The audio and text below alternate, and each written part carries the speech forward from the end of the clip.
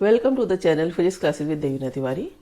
आज के MCQ series में मैं क्वेश्चन लेकर आई हूँ डी ब्रॉगली वेवलेंथ पर बेस्ड है, ड्यूअल नेचर ऑफ रेडिएशन में।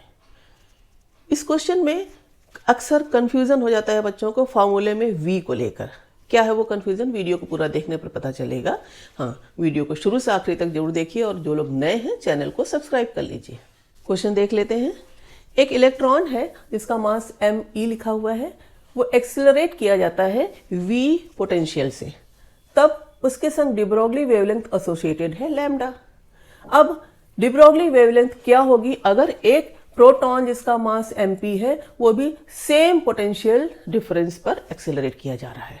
4 ऑप्शन दिए गए हैं, कौन सा ऑप्शन करेक्ट होगा। यहाँ डी ब्रॉगली वेवलेंथ का फॉर्मूला पता होना चाहिए और मालूम भी रहता है।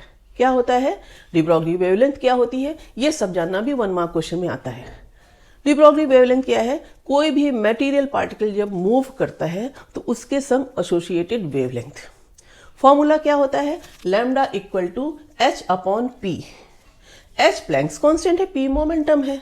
अब मोमेंटम को मास इंटू वेलोसिटी लिखा जाता है। अक्सर गलती ये कर देते हो कि ये v वेलोसिटी का आप पोटेंशियल डिफरेंस का v मान लेते हो, फिर सोचते हो कि लैम्डा और v में रिलेशन दिया है, मास के संग ये दिया है तो lambda inversely proportional to mass हो गया ना। सिंबल दोनों के ही v है, लेकिन इसीलिए वेलोसिटी को स्मॉल v से लिखो तो पोटेंशियल डिफरेंस को कैपिटल V से लिखो, अपना कुछ सिंबॉलिक डिफरेंस बना लो। अब देखो इसमें कहीं भी पोटेंशियल डिफरेंस नहीं आ रहा है और इलेक्ट्रॉन एक्सेलरेट किया जा रहा है, प्रोटॉन एक्सेलरेट किया जा रहा है, मतलब उसमें काइनेटिक एनर्जी है।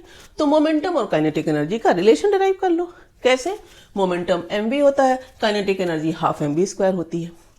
v equal to P by M होगा वेलोसिटी का, इसको काइनेटिक एनर्जी में v के एक्सप्रेशन में रख देंगे तो काइनेटिक एनर्जी कितनी आ जाएगी, half m p² upon m²।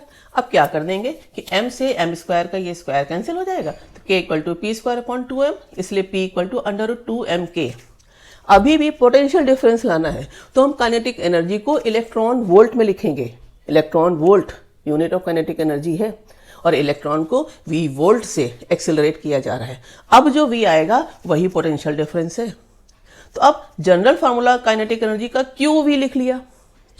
अब qv में q इलेक्ट्रॉन रख देंगे इलेक्ट्रॉन के लिए और q ही चार्ज, इलेक्ट्रॉन का ही चार्ज प्रोटॉन पे भी होता है तो चार्ज भी दोनों का सेम ही है।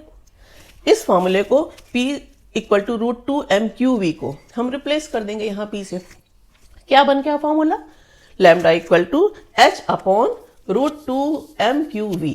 अब देखो h 2q v सब कांस्टेंट है, केवल मास अलग अलग है इलेक्ट्रॉन और प्रोटॉन के लिए। और रिलेशन क्या है, लैम्डा जो डी ब्रॉगली वेवलेंथ दी गई है इलेक्ट्रॉन के संग associated inversely proportional to √me।